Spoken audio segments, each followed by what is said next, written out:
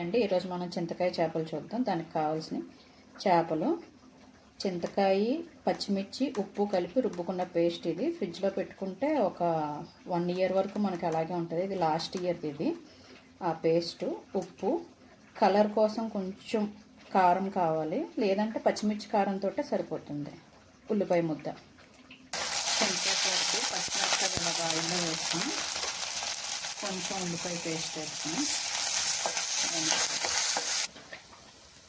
కొద్దిగా పసుపు వేసుకొని దీంట్లోనే చింతకాయ పేస్ట్ వేసి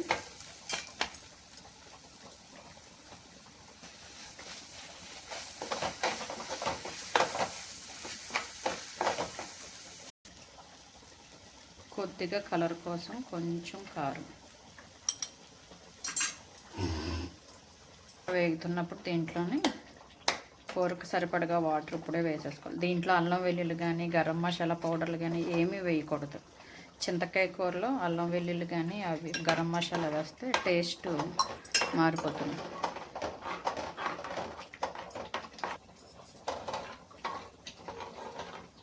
కూరకు సరిపడగా వాటర్ ఇప్పుడే వేసేసుకొని దీన్ని బాగా మరగబెట్టేసుకోవాలి.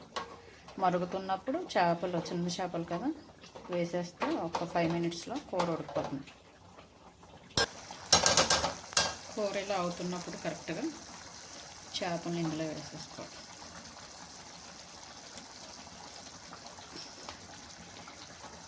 వండే పాత్ర ఇలా ఉందని ఎవరు అనుకోకండి. ఇలాంటి వాటిల్లో వండుకుంటేనే చేపల కూరలు చాలా టేస్ట్గా ఉంటాయి. స్టీల్ వాటిల్లోనూ లేకపోతే నాన్ స్టిక్లోనూ, ఐరన్ వాటిల్లో ఈ చింతకాయ కూరలు అవి వండుకోకూడదు, బాగోదు కూడా టేస్ట్. ఇది పాతదైనా సరే దీంట్లో వండితే మంచి టేస్ట్ వస్తుంది. ఈ చిన్న చేపల కూరలు మాత్రం ఎక్కువసేపు హైలోనే పెట్టేసుకొని వండేసుకోవాలి, లేదంటే చేపలు విడిపోతాయి తొందరగా. ఈ వాటర్ ఎగిరిపోయే వరకు ఉంటే కూర సరిపోతుంది. ఇలా హైలోనే ఉంటే వాటర్ అంతా ఎగిరిపోతుంది. లాస్ట్లో కొత్తిమీర వేసేసి ఇంకా స్టవ్ ఆఫ్ చేసాడు. చింతకాయ కూర కదా, కొంచెం వాటర్ లాగా దింపుకుంటే తర్వాత టైట్ అయిపోతుంది కూర, నూనె కూడా తేరుతుంది. చింతకాయ కూర రెడీ అయింది. సైడ్ అంతా చూడండి ఇలా నూనె తేరుతుంది కదా, కూర రెడీ అయినట్టు.